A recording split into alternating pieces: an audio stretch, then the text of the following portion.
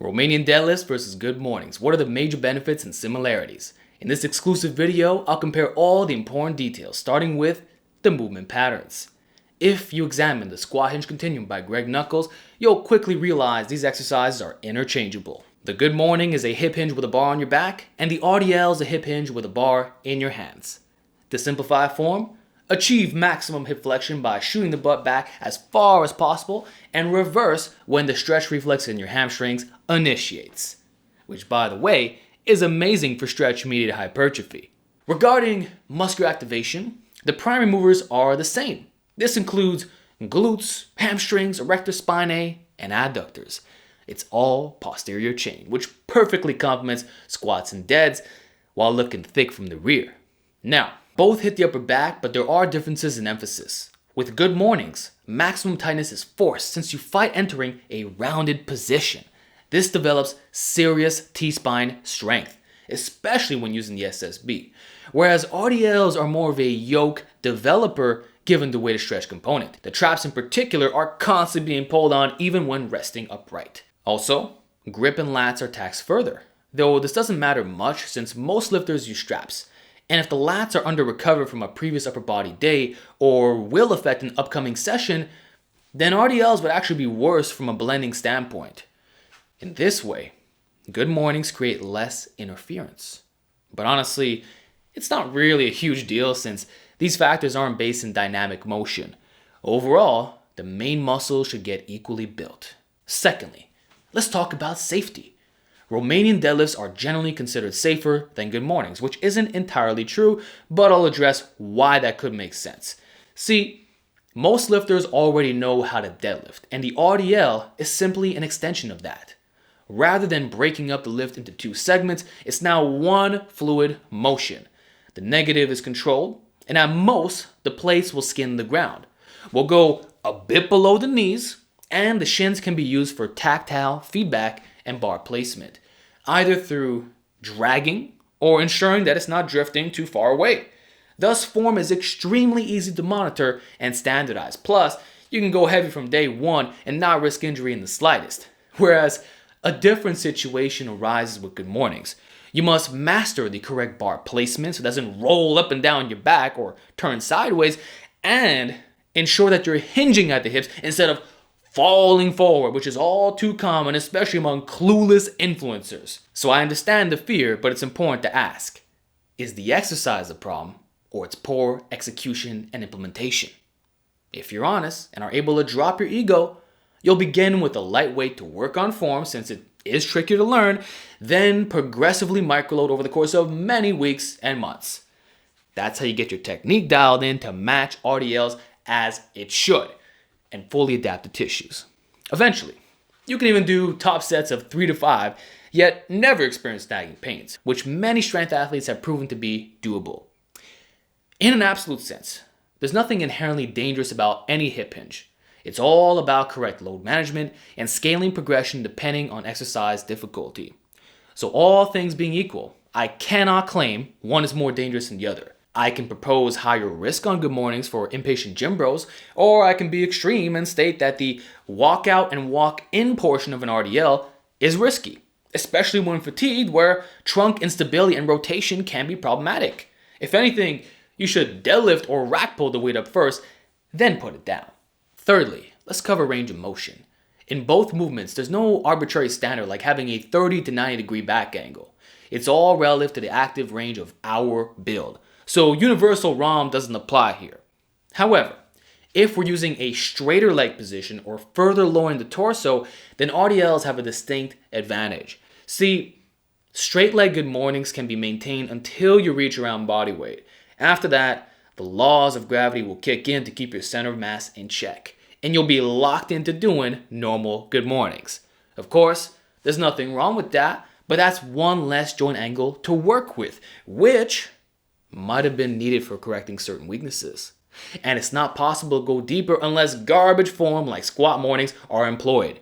Whereas with RDLs, you can get super deep without bending the knees and replicate the same movement pattern to infinity. Heck, it's even possible to add a deficit, thus demolishing the lengthened position. In other words, the hip hinge ROM is far more flexible which may not matter for some lifters, but it's still something to note. Fourthly, let's talk about carryover. RDLs and good mornings are both godly in this regard, not only for improving each other, but also raising deadlifts of all types.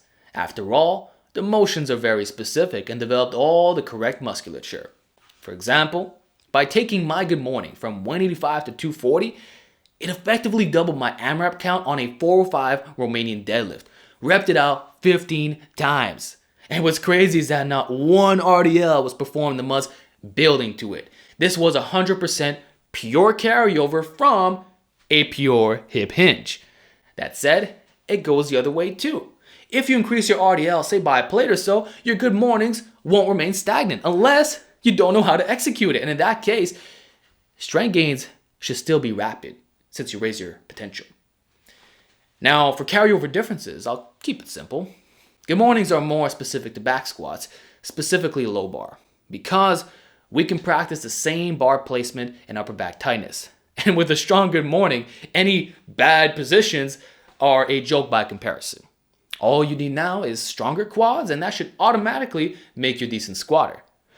Regarding RDLs, they're a bit more specific to normal deadlifts since the upper body contributes more. So the pole is better trained as one unit, and in general, it's always considered to have high carryover. Basically, there's less diminishing returns on transference irrespective of training experience. Finally, let's end off on the topic of stimulus to fatigue. It should be noted that most deadlifts, especially conventional, have unfavorable SFRs. So bad, in fact, that many bodybuilders have completely stopped doing it, as the systemic fatigue that's generated often affects the entire workout or bleeds into upcoming sessions. Normal deadlifts are incredibly taxing, and every strong lifter will tell you this, which research is finally starting to confirm. So for hypertrophy work, I'd make the strong case that RDLs and good mornings are much better choices. Given the difficulty, the load gets dropped considerably, but in terms of raw stimulus magnitude to the posterior chain, it's practically the same. In turn, you can smash way more volume and effort, yet feel way less beat down. Almost sounds too good to be true until you start doing them. That said, among these two, one yields a preferable stimulus fatigue ratio, and that is the good morning. This, my friends, is precisely why I favor them 7 out of 10 times, because it is the best hip hinge for getting more out of less weight. Just to say, your good morning will be around 150 pounds less than your RDL, or about 60% of it. Yet, the primary movers are not stimulated less. The absolute number on the bar isn't what's important. It's about leverages and the percentage of the load directed to the targeted muscles, which impacts internal force production. In this case, hinging with a bar on your back lengthens the moment arm. And that's the main reason why you lift less than an RDL, even though the squat hinge continuum doesn't differ much. However, what's not equivalent is axial loading. So that's where fatigue differences manifest, because the total weight is an independent stressor. What do you think is easier on the joints and net recovery, assuming identical proximity to failure? 2 plays for reps or 3.5 plays for reps? And what if the inverted SSB is used, thus dropping another 10 to 15%? Obviously, the stimulus to fatigue ratio is unmatched. And what's crazy is that none of my examples are unrealistic.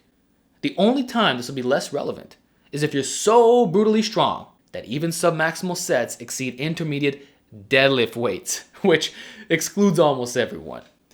So with that said, guys, I will now conclude this versus segment. Through examining all the pros and cons, I've come to realize that RDLs and good mornings are equally good exercises. Whether your goals are strength or bodybuilding related, the benefits are simply too similar for me to say one is objectively better over the other. Therefore, my simple advice would be to mix in both. Perhaps one workout can feature good mornings for 3 sets of 8 to 12, and the other, RDLs for 3 sets of 6 to 10. Then, rotate variations of those when progress stalls. That's it! No more need to overcomplicate this. Alright, hope you enjoyed my analysis, and let me know if you agree or disagree with this verdict. Let's see some feedback down below, and I'll talk to you all next time.